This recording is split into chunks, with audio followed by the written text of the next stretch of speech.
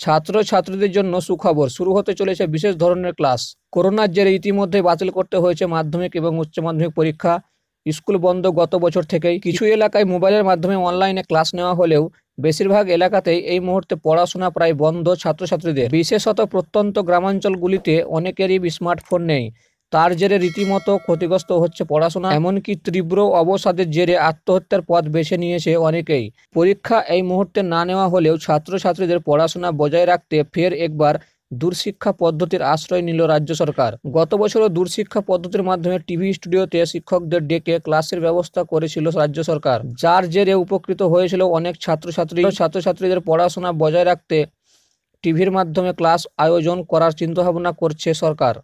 সূত্রের খবর, ইতিমধ্যেই শুরু হয়েছে প্রাথমিক স্তরের আলোচনা। শিক্ষা দপ্তরের সকলের মতামত পেলেই মুখ্যমন্ত্রীর কাছে পূর্ণ প্রস্তাব পাঠানো হবে। যদিও কোন কোন শ্রেণীর পঠন পাঠনের ওপর জোর দেওয়া হবে তা এখনও জানানো হয়নি। জানা গিয়েছে শেষ সিদ্ধান্ত নেবেন মুখ্যমন্ত্রী মমতা বন্দ্যোপাধ্যায়। গত বছরেও নবম, দশম, একাদশ এবং দ্বাদশ শ্রেণীর ক্লাসের ওপর জোর দেওয়া হয়েছিল শিক্ষা দপ্তর তরফে।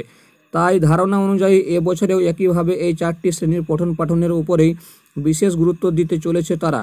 করোনার প্রভাব কিছুটা কমলেও এখনও ছাত্রছাত্রীদের জন্য স্কুল খুলে দেওয়া ঝুঁকিপূর্ণ কাজ হতে পারে। সেই কথা মাথায় রেখেই গত বছরের মতো টিভির মাধ্যমে শিক্ষা পদ্ধতিকেই ফের একবার আশ্রয় করতে চলেছে রাজ্য সরকার।